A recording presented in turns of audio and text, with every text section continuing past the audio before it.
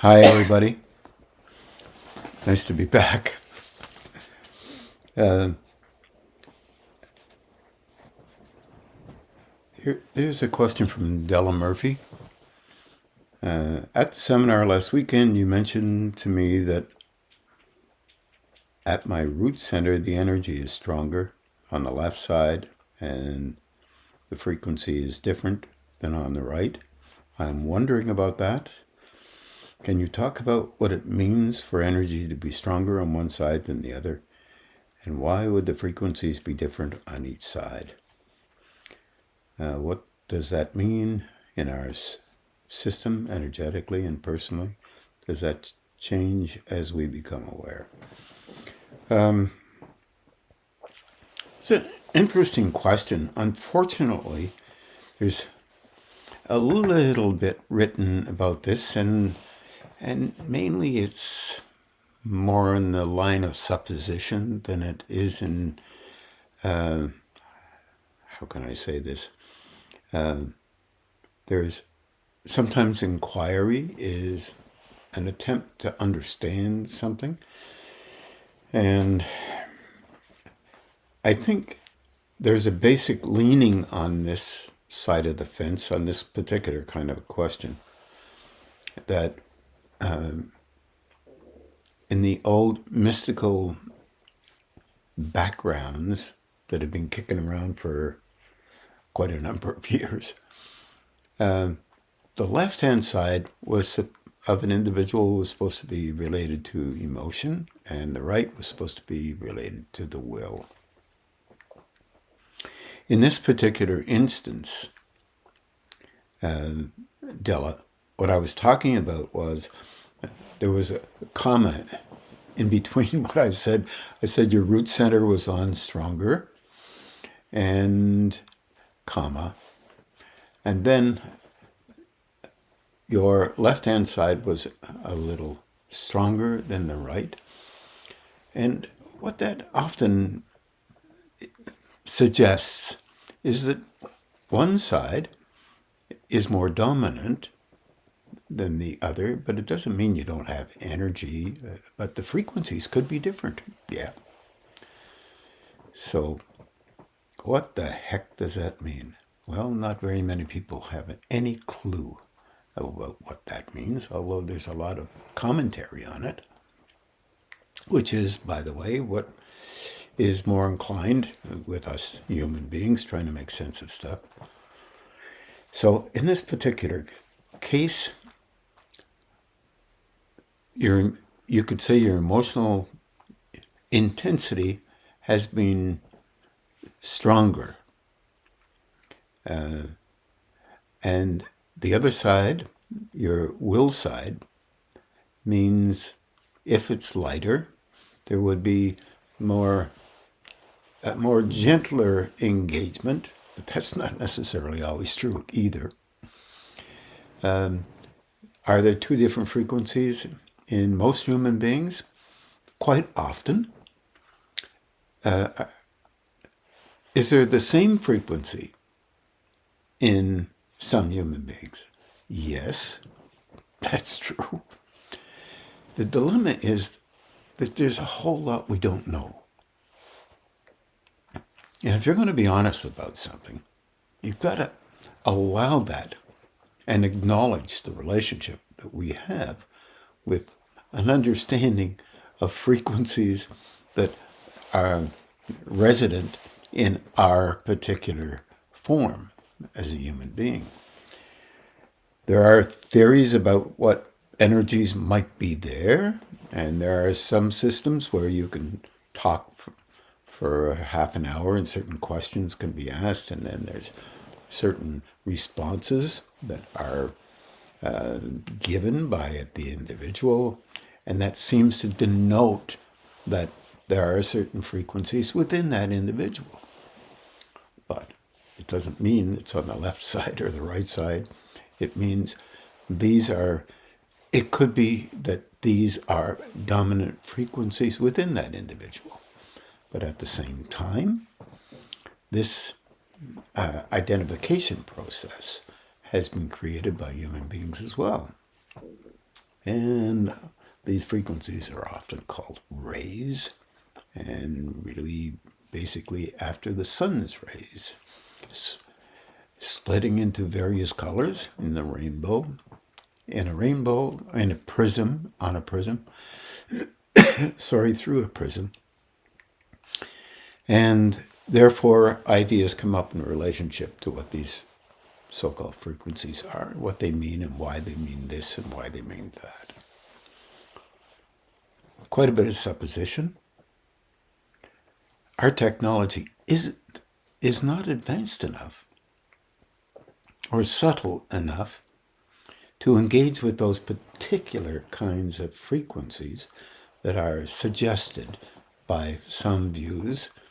And so therefore, because there are other groups that have other suggestions about what might be true and what might not be true. It causes a dilemma. And some groups engage only with the idea of suggestive frequencies related to emotion. Others relate to a broader perspective where frequencies, for example, at a coarser level, can be in any ray or any color or any frequency. And then subtleties can move generally, one can move generally towards a subtlety of that same frequency, and that would be nurturing a kinder, more respectful, gentler engagement. A human being is filled with all kinds of emotion, all kinds of intensity, all kinds of reflexes based on our relationship with how we were brought up. Well, that's one psychological way of looking at things. I honor that a little bit more. I tend to do that. And the reason is because it makes a lot of sense to me. You have to be willing to be okay with sense-making. Each individual, depending on what they read, will come up with different ideas. And then when you're looking at things through that network of ideas, you come up with various conclusions. No matter what conclusions you come up with, it's not the final answer. Because, honestly, there is a lot of misunderstanding and not having the ability to make some sense of things. I often don't get involved with that personally, but it's important. You can read some theosophical stuff, Alice Bailey, Blavatsky, more Alice Bailey in this one, and Edgar Casey's versions of, and Hudson's versions of what is right and what's wrong. But these are, at best, an attempt to truly understand something relative to a particular version of what is believed must be true. There appears to be a version that's related very close to the physical body, another version highly charged emotionally, or a view of the emotional, like an emotional plane, even though they're not separate, they seem to have a reference point. One refers to it as that's more physical, that's more emotional, and that's more mental. You can see already the confusion that can occur. I come at it from a point of view that if you can gain access to a perception of energy in another, and you can do that, that is feasible. You may not know exactly what it means, but you can tell the difference between one thing and another. And that's related to differences. So when I perceive that within myself, I perceive that that is a difference. There is a difference between this flow and that flow. Granted, there's a certain subtlety that begins to occur with that.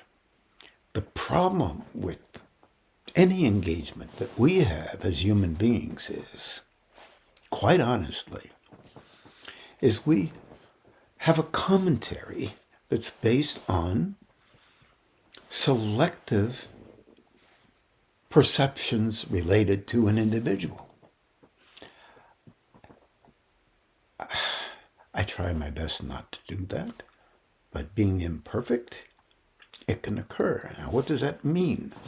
I can come up with an idea. If that energy is like this, then that means that he or she is like that. It doesn't necessarily mean that's true at all. But there is a definite link, from my perspective, between certain frequencies and their positioning and their engagement with the personality. It's very difficult to sense that out because it may be counter to how you see the individual. May be counter to how you see the individual. In other words, you see an individual, they happen to be like this or that, you like them or don't like them, or want to engage or don't want to engage. You've already constructed a system in which you will read them no matter what they do and what they don't do. You will read them as the same as you believe they must be, because you don't like them because your uncle was like that, your aunt was like this, you did this and they did that, and all the rest of this stuff. So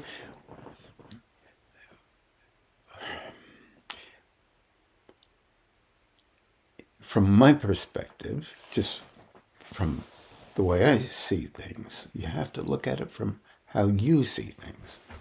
As that perception increases, allow yourself to be open to changing how you believe this must be or that must be. Excuse me. Because whatever we learn in almost anything, science is like this too, it has been like this, and if you read a little bit, you'll find it the same way. You'll understand what I'm saying, is that what little we know, we gain a little more experience and a little bit more perception, and we are okay with seeing it slightly different than we could before. Add on top of that what we want to see and what we don't want to see, and how that affects us and how others look at us and all that referential stuff is important to us, and hopefully not so important that we can't take another look. This one is really difficult for humanity as a whole, and it has been that way. And the same is true in a rendering of perceptions related to energy flowing in and through us. Energy is always flowing in and through us, always. Otherwise, we would not be alive, from my perspective. The version that occurs through a person versus some other person can have some relevance in a constructive manner. But at the same time, there is an issue about how an individual wants people to see them or allow them a certain amount of value. And that is the construction of our personality. Everyone's got that. Keep that in mind. It's important to allow yourself to be curious So in this particular notation that I was talking about in relationship to how you were engaged, one was more intense because there's an emotional component that was going on that was, from my perspective, fairly clear. Large concerns. The other aspect was probably not being used as much, but because it was calmer. In no way does that mean that this is a certain frequency and that's another frequency. What it really means is, in that moment, that particular flow of energy, which you could call emotional, some of these old mystical constructs were pretty interesting. Does it mean they were always right? No, it doesn't. But generalization sometimes makes some sense. Sometimes it doesn't. So experience will help you with that. Right? Unless you get caught up in having to believe one way because you've taken a course in this, having to believe another way because you've taken another course in something else. This can happen to us human beings. It is possible. And we do these things pretty consistently because we're information accumulators. This is just a natural thing for us. Read broadly, not necessarily jumping to too many conclusions, but you will. There will be kind of a leaning in one direction or another. When you see the leaning, acknowledge it. Personally, acknowledge it and say, okay, look, I think I have a leaning in this direction. Okay, I know I have a leaning in one direction. But I also know that we don't have very much science in relationship to sound or tone or frequency, audible frequencies. Audible frequencies. Audible frequencies can be translated into visual frequencies. Sometimes visual frequencies can be translated into audible frequencies. I think that one's a little harder, but what do I know? It's just my background tells me that might be a little bit more difficult. But when you take a look at an oscilloscope and you're watching the movement of frequency and tone, it makes you wonder about perceiving intensity as a human being can begin to do. We do it every day of our lives, but we have no conscious awareness of it, except if you walk into a room and people have been upset at each other, and they say, "Hi, it's so nice to see you." And in fact, they're coming from one line of an event, which is difficult for both of them. And if you're a little bit more aware, the first thing that's going to hit you is not their smile or their acting. It's going to be the feeling you get in your gut. Or, if you're a little bit more aware, you're going to know exactly what's going on internally because it's in you. All you're doing is perceiving what's in you that is different than what's normally in you. And your brain and nervous system will read that based on what you believe has to be valuable in your relationship with life itself as a personality. So you will miss cues sometimes, and sometimes you will not, because you will have perceived the difference because you've experienced that particular kind of engagement.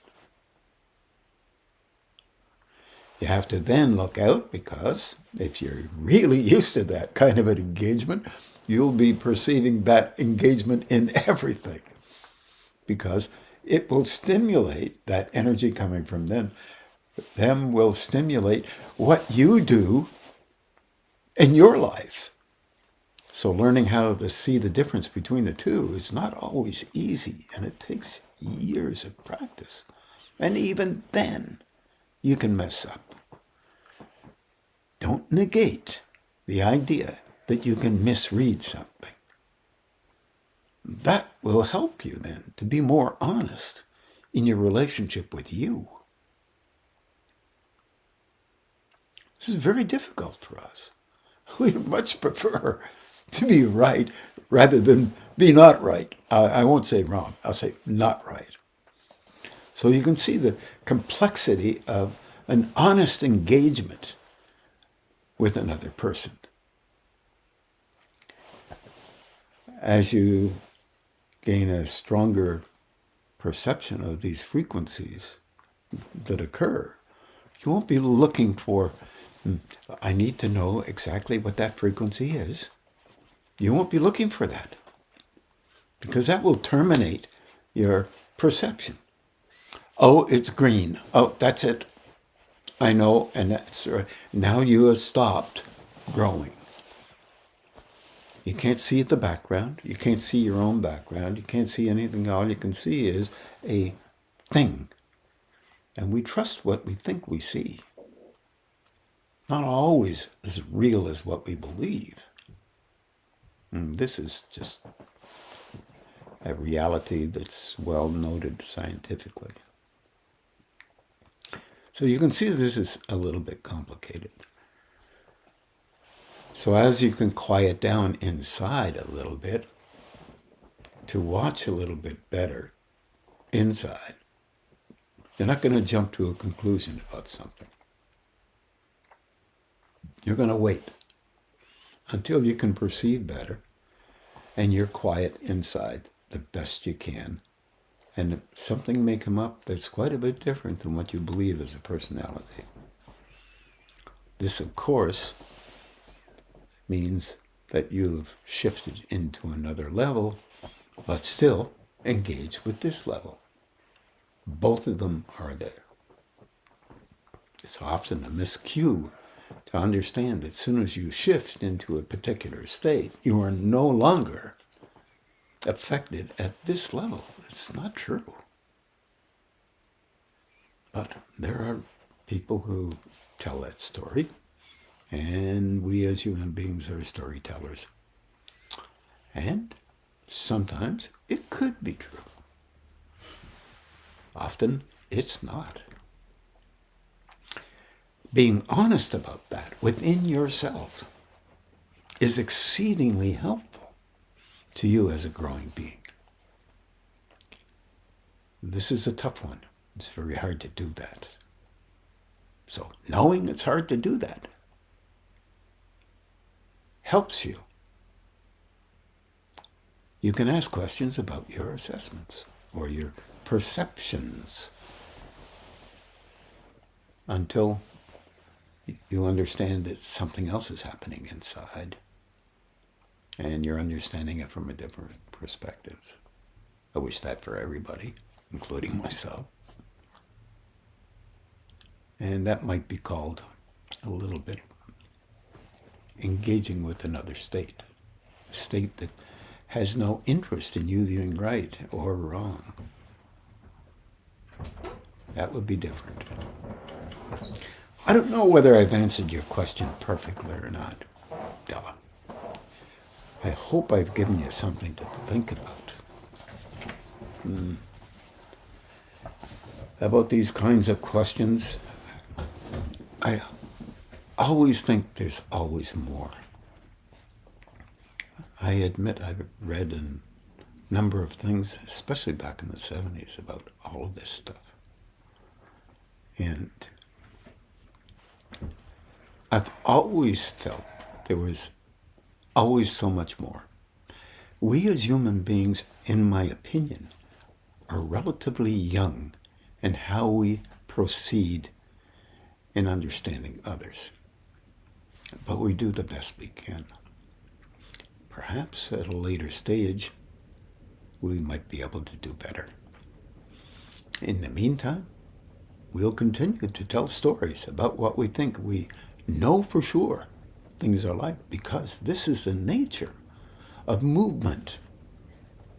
Because if we leave room for understanding beyond what we believe is perfectly right, then we have an option to be willing to go a little beyond what we've decided must be the only thing that might be valuable. I like that part, but you may or may not. But you grow through you. This is a real key. You grow through all of your anguish. You're loving. You're engaging. Your images of how you are and how things must be and how you live. And if you do, really, if you can be honest about that, you will remember that you've not always been perfectly right. I'm not saying that that is the only way to be. I'm just saying that memory might be helpful in giving you a little bit of a gap so that you can understand within that gap that we are all in a movement towards understanding more if we allow that to be. Otherwise, we cannot.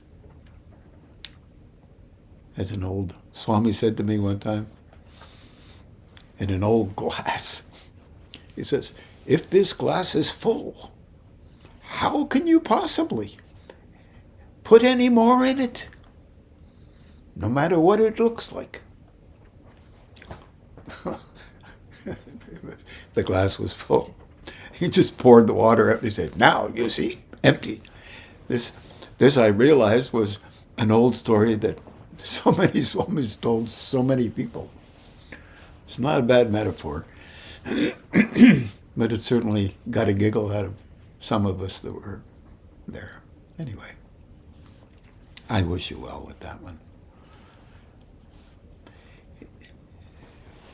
Watch the negative aspects of assessment or judgment that might creep up. In however you interpret stuff. Pull back a little bit on it. Try to get into a middle ground a bit. It'll help you to come up with some other ideas. A bit scary, what we have to face in a relationship with growth. Even a little bit more scary than what we have to face in a relationship with life. But nonetheless, kind of worth it. Here's another one. I think this will be the last one. We'll meditate after this one. It's a question from Marie-José here in Ottawa. Why has, much as we are searching for love, we are also afraid of it? Referring to human love. Well, I guess also higher state or God's love. What do we fear? Good question. I don't purport to have the perfect answer. I can only suspect. Excuse me.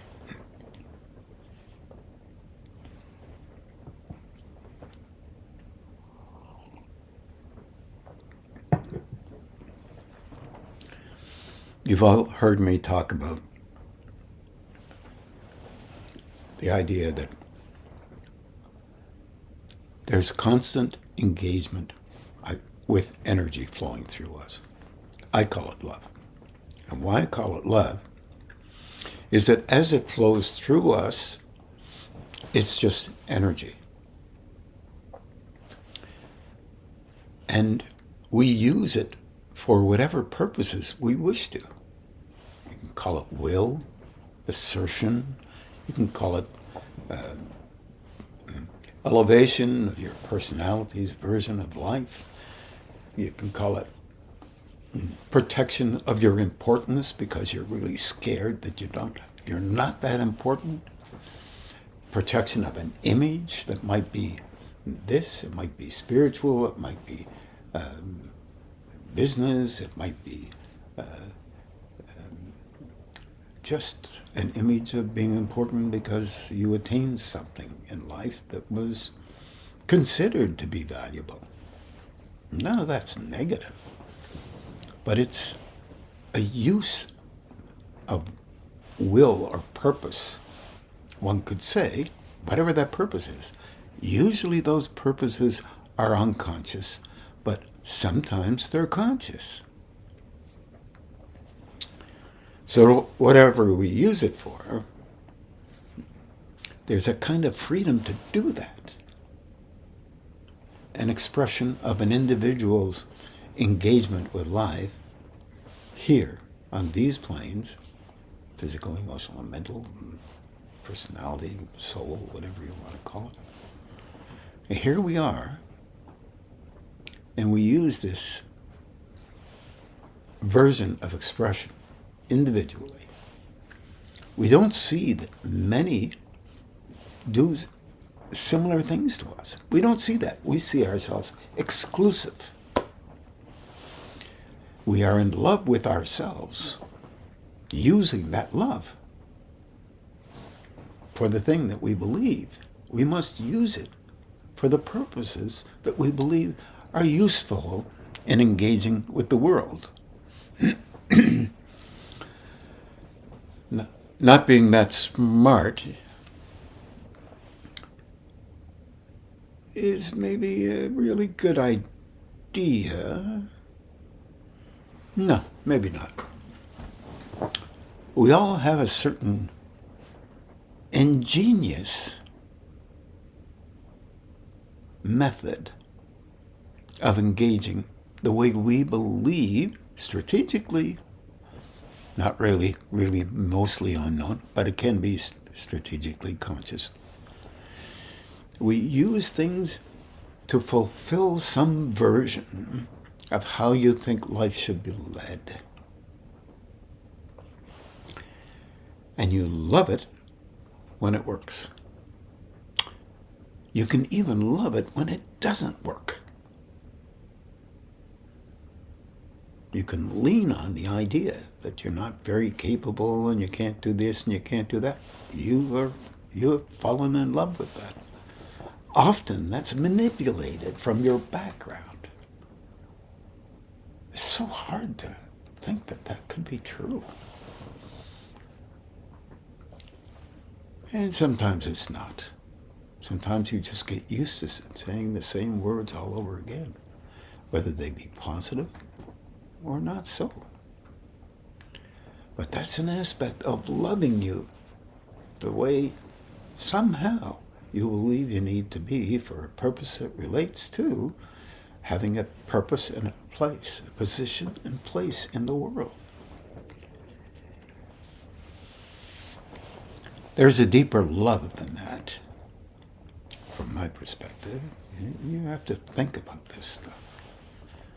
See whether it makes some sense. There is a deeper love. Yes, in my opinion, it can be. You can perceive it individually. Many don't believe that. That's fine. That's okay. They don't have to. And that deeper love can be noticed and perceived. But there's one little thing that's really big in our lives.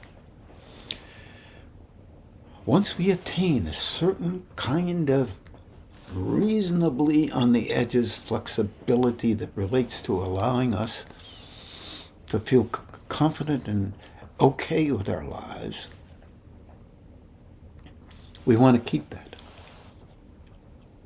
relatively speaking. And so we use that same love to protect it. Often without even knowing we're doing that, by the way. Often without even knowing we're doing it, because we don't know what we're doing. If we begin to find out what we're doing, we may look at it as if, yes, that's an achievement, or maybe not, or yeah, maybe I've been doing that, but I don't have to necessarily agree with everything I do. As you know, my father always said, no, you have to agree with everything you do. And you have to keep that. I said, no, I don't have to. Because it bothers me. Having to keep things exactly the way they were for a purpose that relates to something that may not be as real as what I believe it is. All right, there are certain things that you will do. And you'll believe that they are definitely necessary, because if you don't do that, you'll not be considered valuable and important. Yes, that's true. You will not. You'll have these moments under those circumstances. But none of us are perfect. We're human beings. That's no excuse. I agree. Once you start thinking you're perfect, you're in trouble. You have no room to grow. No room to understand anything else other than what you already believe about other people and how they can learn and how they can grow and how you can grow. I can grow. This seems to be important to us because we're curious as a creature.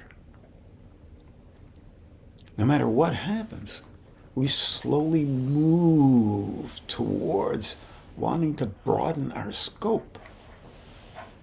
And it's scary. But seems to be within us. Kind of like an encouragement almost. And then the other aspect, a little bit of fear, because if we change anything, then we won't know what to do. This happens to everybody on the planet. It's just we don't understand it's happening and don't perceive it very often. So if you are in love with something, you don't want that something to change. Or maybe if you are in love with something, you'll want that something to change, depending on how your background is.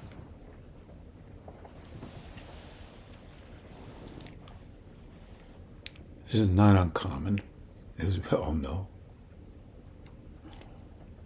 But slowly moving into a place where we can allow ourselves to, from time to time, allow ourselves to see ourselves in action, little by little. We slowly begin to look and say, this I don't like. And you're talking about yourself. You're not talking about anything else. Anybody else. Or if you're looking at somebody else, I don't like that kind of activity, that action in my direction. I wish it was different.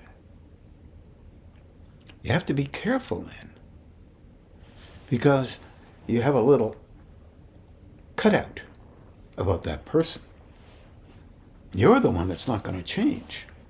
If that person changes, you'll want them to change back to the cutout. Because you already made up your mind about that person. You love your idea. This is not uncommon. This is very normalizing. We tend to do that from time to time. You can check that out in your own life if you can allow yourself to see it. It's not something that's very flattering sometimes. It does exist.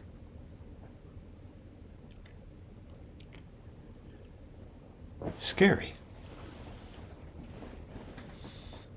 But also, I think, there's another stage of all of this. This is personality stuff we're talking about. Yeah, I agree. But there's another stage. And some have felt this stage. Noticed it, perceived it, and it tends to come in so soft and wonderful. It will almost make you breathe differently. What was that? It's like your heart beats differently, huh? Talking about a problem with the heart here.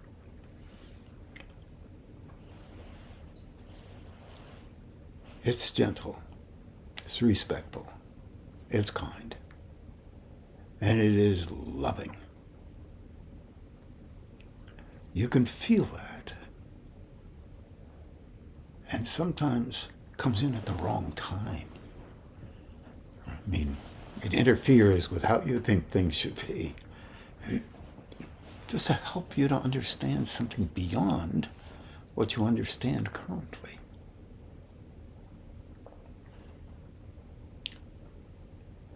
If that ever happens, watch and see if you go back to how you were before. You will. The trick in this one, notice it, acknowledge it, recognize, okay, this is one. I can use Bella's subject matter here, frequency, very, very interesting. This other one is, I must protect the way I have loved me or perceived I have loved me, or love the images that I think are really important to me. Eventually, in that little quiet place, if you can watch that, if you can see that, in that quiet place, you'll start laughing at yourself. In places where you don't laugh, not in places where you talk about it and it's not a big deal, and you talk about it, but you still keep doing it.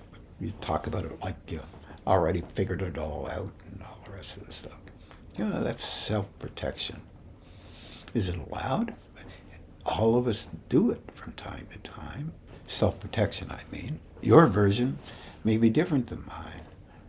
Hers may be different than hers. Any of us may have different ways of dealing with things. But we are vulnerable in our process of growing because we are loving ourselves the way we like to love ourselves. One little trick, look at your defenses, including the ones that are inside us that we don't show others. Check them out. Best you can, if you can, soften them down. Okay, why am I defending? Is that because I really love the way I have come up so quickly with an idea that must be right, more right than anybody else's? I'm being a little hard there. I apologize for that, but not a little bit, because you catch them in yourself too. It's the way it is. And understand that others come into life from just a slightly different angle than you do. And others come in from another different angle, and others from a different angle, another different angle. And many are chameleons. We engage with life honestly, the best we can in a given moment, enduring a particular context, engaging with a particular context, oblivious of a particular context. We're multifaceted human beings. Not overly bad, overly good. Can it happen? Yeah, sure. It can be miserable. And we can be as happy as larks. If a lark is happy, I haven't talked to one lately. But this may be helpful, Marie, if it makes any sense to you. Think it through. See how it fits for you. See how something may fit for you. I wish you well. So I'd like to begin to have about an hour of meditation.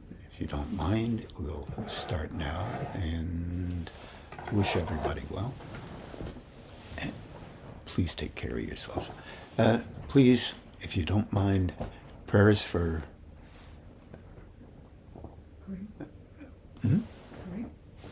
Yes, prayers for Kareem and anyone else that's ill out there. Ask for help for them the best you possibly can. Do not send energy to them. Ask for help for them. Thank you very much. And have a good meditation.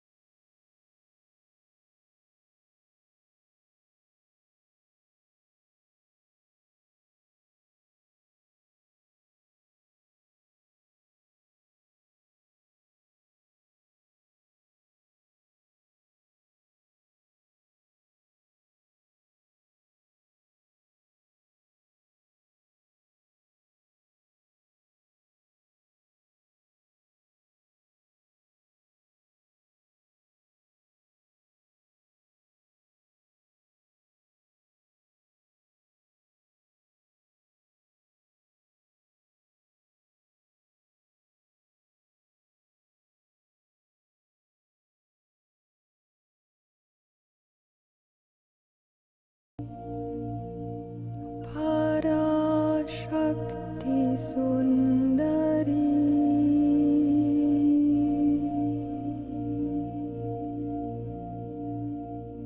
Namastasye Namastasye Namastasye Namo Namaha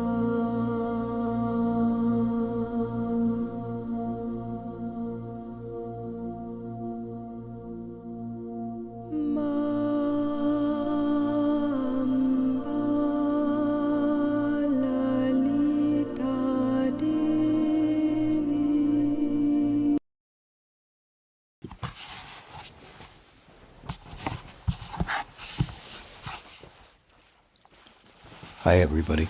Looks like our music is down. We've had trouble with our Wi-Fi, and so I apologize for that. Please grab onto some beautiful music of your own.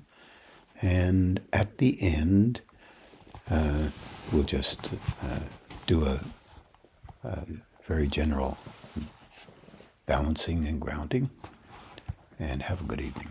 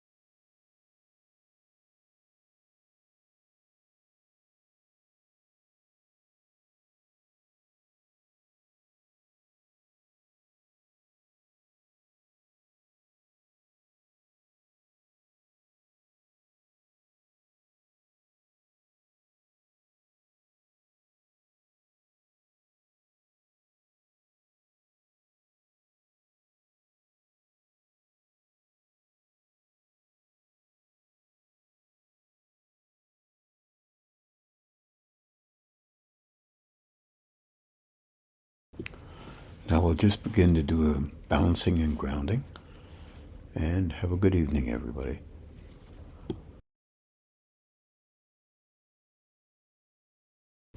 And have a good Christmas and a good season.